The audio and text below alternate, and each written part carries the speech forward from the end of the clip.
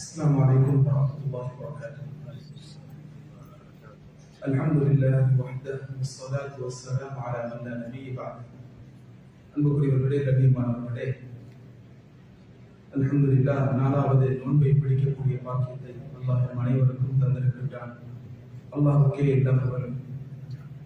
நோன்பு பிடித்திருக்கக்கூடிய நாம் நோன்பின் சட்டத்திட்டங்களை அறிவது அந்த நோன்பை உறுதியாகவும் சரியாகவும் பிடிப்பதற்கு காரணமாக அமைகிறது. சில சந்தர்ப்பங்களிலே சில செயல்களை நாம் செய்வோம், இது சரியா பிழையா என்று கூட தெரியாமல் செய்வோம்.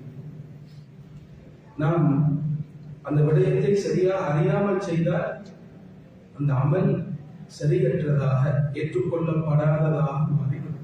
எனவே எமது நோன்பு சரியானதாக ஏற்றுக்கொள்ளப்பட்டதாக மாறுவதற்கு நோன்பை பற்றிய சட்டத்திட்டத்தை கட்டாயம் தெரிந்து வைத்திருக்க வேண்டும்.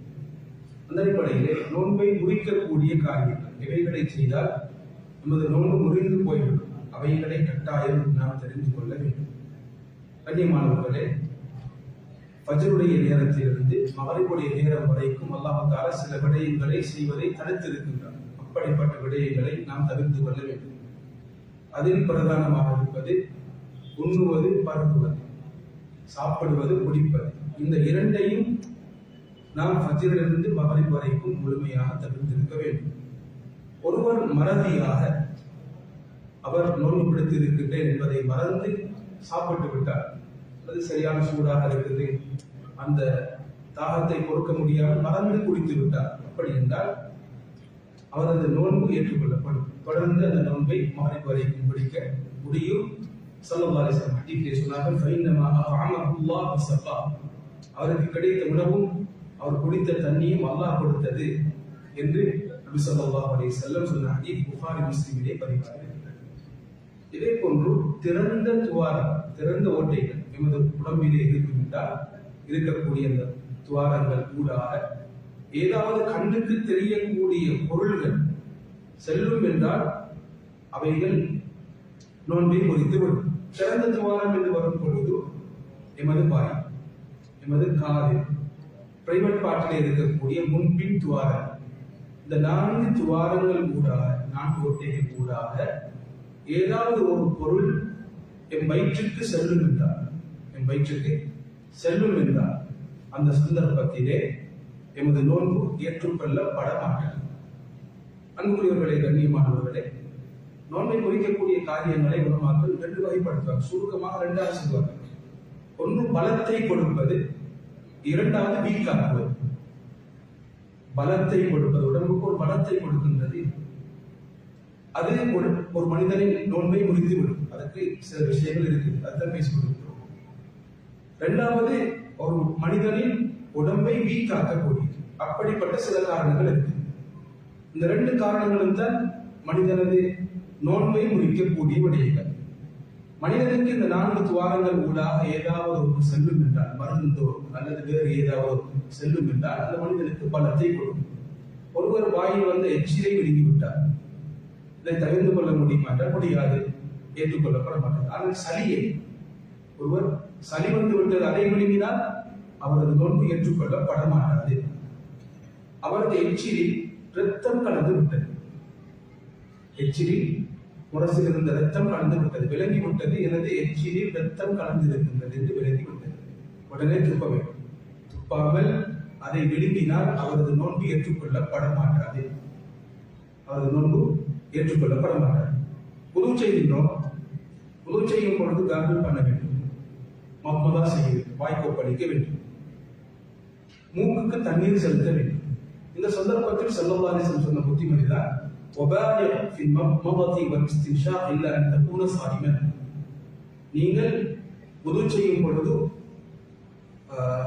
வாய்க்கொப்பளிக்கின்றீர்கள், மூக்குக்கு தண்ணீர் செலுத்துகின்றீர்கள், அதை அளவு கடந்து மற்ற நேரங்களிலே நாம் கொஞ்சம் கூடுதலாக செய்ய வேண்டும். ஆனால் நோன்பாளியாக இருந்தாலே இல்லை. காரணம், அந்த சந்தர்ப்பத்தில் அந்த தண்ணீர் வயிற்றுக்கு செல்லக்கூடிய சான்ஸ் இருக்கின்றது. அப்படித்தான் நிர்பந்தமாக ஒருவருக்கு சென்று விட்டால் அதில் தப்பில்லை என்பதை மக்கள் மிக தெளிவாக எழுதி இருக்கின்றார். சஹருக்கு சாப்பிட்ட சாப்பாடு பன்னிலே இருக்கின்றது, அவருக்கு தெரியாமல் வேண்டும் என்றீர்களா, வேண்டுமென்றே இல்லாமல் அந்த அந்த இறைச்சி துண்டு அல்லது ஏதாவது உணவு வயிற்றுக்குள் சென்று விட்டால் அந்த நோன்பு முறிய மாட்டாது. அந்த நோன்பு முறிய மாட்டாது.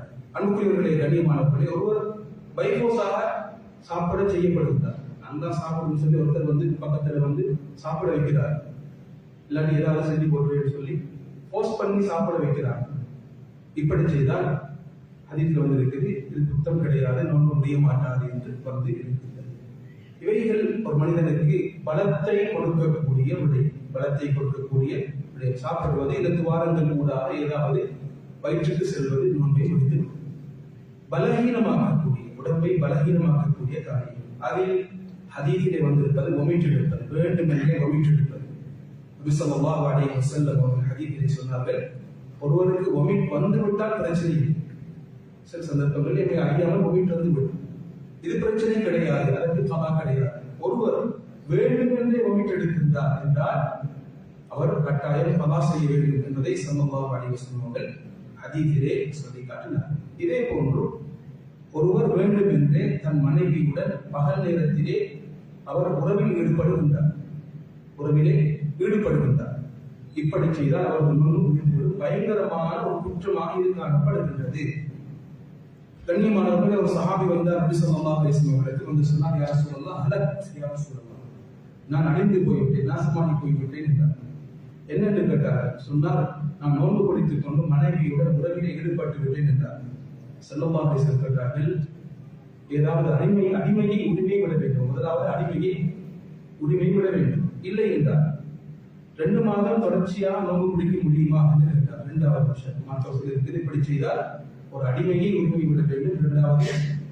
2 மாதம் தொடர்ச்சியாக நோன்பு பிடிக்க வேண்டும். முடியாது என்றார். எனக்கு உடம்பிலே அதற்குரிய சக்தி இல்லை என்றார்.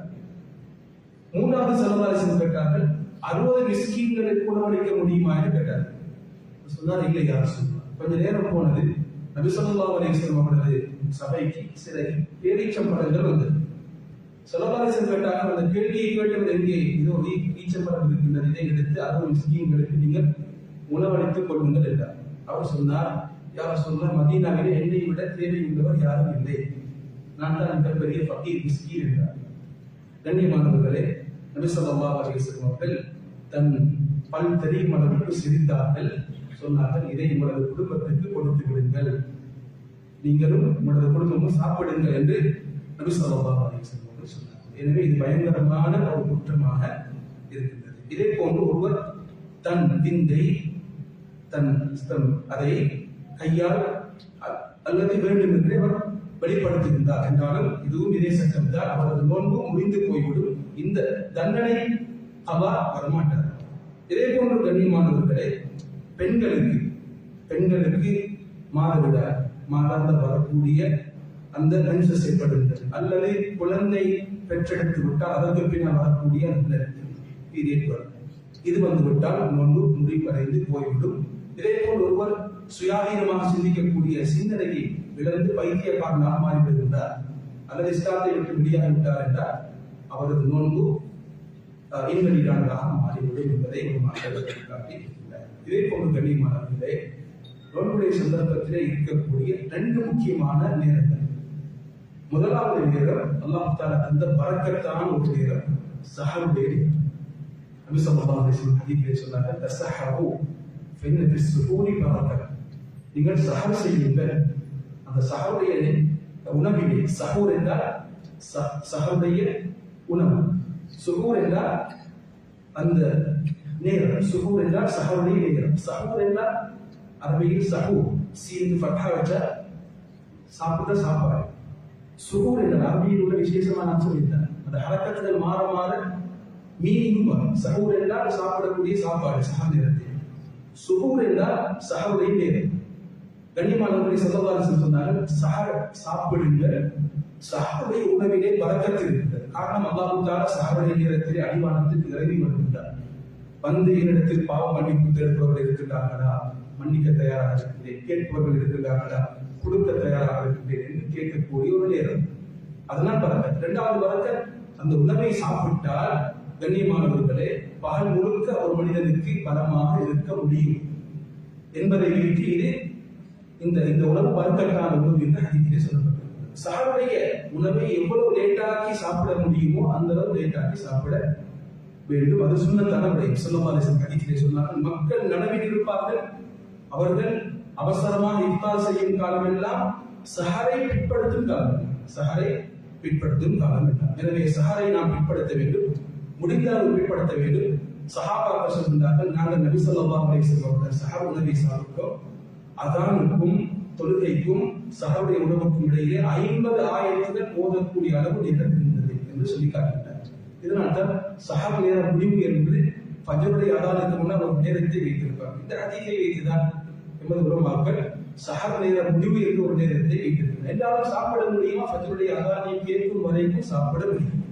ஃபஜ்ருடைய அதானை கேட்டுக் கொண்டிருக்கின்றோம், இந்த சந்தர்ப்பத்தில் ஏதாவது சாப்பிட்டு தண்ணீரை குடித்துக் கொண்டிருக்கின்றோம் என்றால் அனுமதி இருக்கின்றது இருப்பதை குடித்து முடிப்பதற்கு. ஒரு கப் தண்ணீரை குடித்துக் கொண்டிருக்கின்றோம், அதை குடித்து முடிப்பதற்கு அனுமதி இருக்கின்றது. மீண்டும் தண்ணீர் எடுத்து குடிக்க முடியாது. கையில் இருக்கிறதோ அதை எடுத்து நாங்கள் குடிச்சு முடிக்கிறதுக்குரிய அனுமதி மார்க்கத்தில் இருக்குது. எனவே சஹருடைய நேரம் முக்கியமாக 3 விஷயங்கள் செய்கிறது. முதலாவது தியாமுல் லைல், 2 ரக்காத் 4 ரக்காத் வித்ருடைய தொழுகையை தொழுவோம், இஸ்திக்ஃபார் துஆ, அல்லாஹ்விடத்தில் இஸ்திக்ஃபார் துஆ செய்வோம். 3வது சஹருடைய உணவை சாப்பிடுவோம். 2வது நமது நோன்பில் இருக்கக்கூடிய விடயம் தான் இஃப்தார். இஃப்தாருடைய நேரம், இஃப்தாரை அவசரமாக நாம் செய்து கொள்ள வேண்டும்.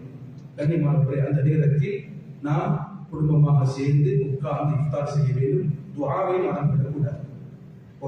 ஒரு நோன்பாளிக்கு இருக்கக்கூடிய 2 சந்தோஷம், நாளை மறுமை நாளையே அல்லாஹ்வை சந்திக்கும். 2வது சந்தோஷம், நோன்பை திறக்கும் பொழுது ஏற்படக்கூடிய சந்தோஷம் வித்தியாசமானது. அந்த சந்தர்ப்பத்திலே ஓத வேண்டிய முக்கியமான துஆ, ذهب الظمأ وابتلت العروق وثبت الأجر إن شاء الله. தாகம் தீர்ந்து விட்டது, நரம்புகள் நனைந்து விட்டது, கூலிகள் அல்லாஹ்விடத்தில் இருக்கின்றது. இப்படியான துஆக்கள் வந்திருக்கின்றது. சஹீஹான ஹதீஸில் வந்த துஆ தான் ذهب الظمأ وابتلت العروق وثبت الأجر إن شاء الله. வேண்டிய துஆக்களை நாம் கேட்டு அந்த துஆக்கள் ஏற்றுக்கொள்ளப்படக்கூடிய ஒரு நேரமாக இஃப்தாருடைய நேரம் இருக்கின்றது. அதை நாம் பயன்படுத்துவோம். அல்லாஹ் சுப்ஹானஹு வ தஆலா நல்ல விஷயங்களை கேட்டு அமல் செய்த கூட்டத்திலே எம் அனைவரையும் ஆக்கியவர்களாக. வாஃபிரு தஅவானா அல்ஹம்துலில்லாஹி ரப்பில் ஆலமீன். அஸ்ஸலாமு அலைக்கும் வரஹ்மத்துல்லாஹி வபரகாத்துஹு.